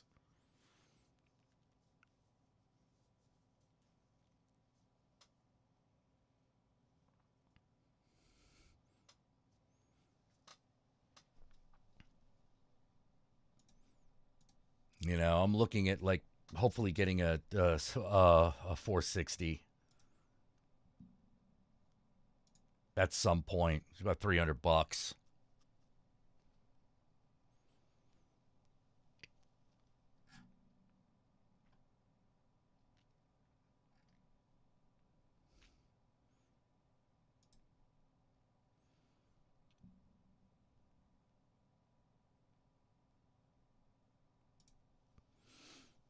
Speaking of good shit, about to blaze it? Blaze away.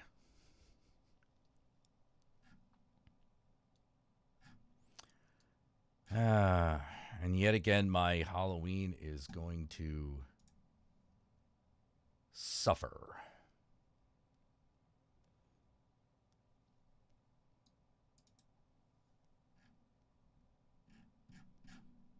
I've chosen lack of money over lack of soul.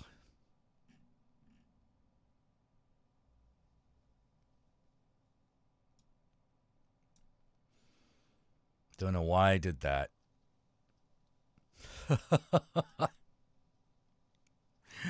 Oh.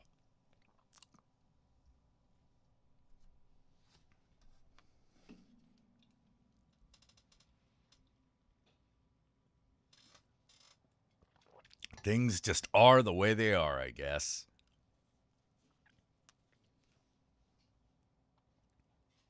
But yeah, if any of you got like a graphics card that is like better than a 260, like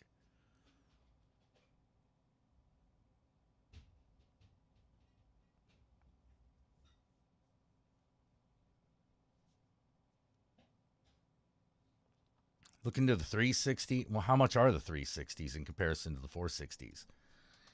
And the 60. They're only about $20 cheaper is the problem.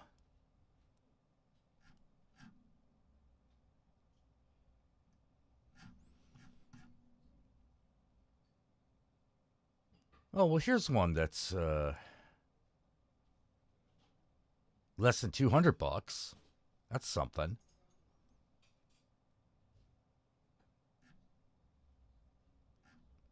Yeah, most of them are like 280, and with the 460 being like 300, that seems like not the best bang for the buck.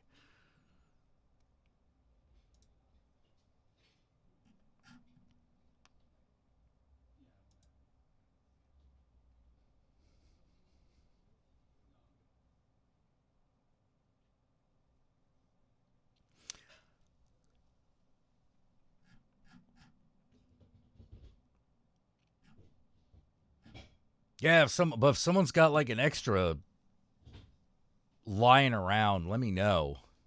Because, like, I could pay for shipping.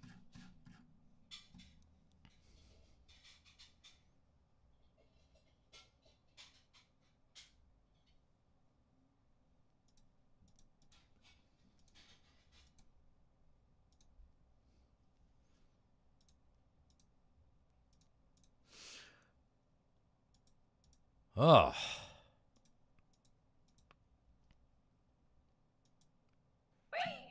Hey, mother. All right. Well, I think I should probably log off for now. I've got a lot of things to do, and I'm running out of a little bit of steam. So, I guess this will be a short one today. I'll be over on Twitch tomorrow, 7 p.m. Pacific Standard Time, and here again on Wednesday, 7 o'clock Pacific Standard Time. And I'll do my best to see if I can't get another guest. You know, it's always more fun when there's someone to talk to. You know, it always goes better. I think that's more entertaining for everybody. But, you know, until then, Ave Satanas, Disco Inferno, and catch y'all later. Remember, Satan and I love y'all very much.